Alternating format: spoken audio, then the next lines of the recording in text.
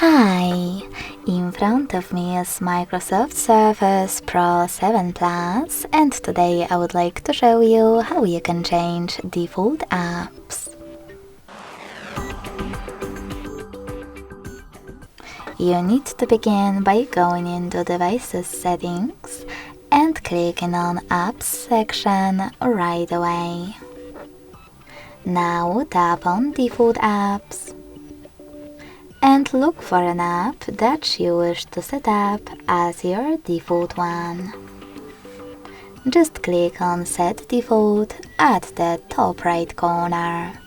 So when I do that, as you can see, my Microsoft Edge was successfully applied. You can also click on those little icons over here.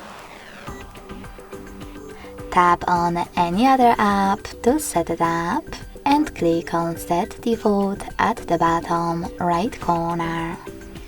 This way you'll apply this app to open this type of file or link.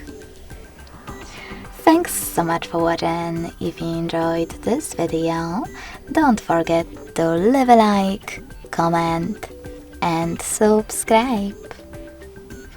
Bye!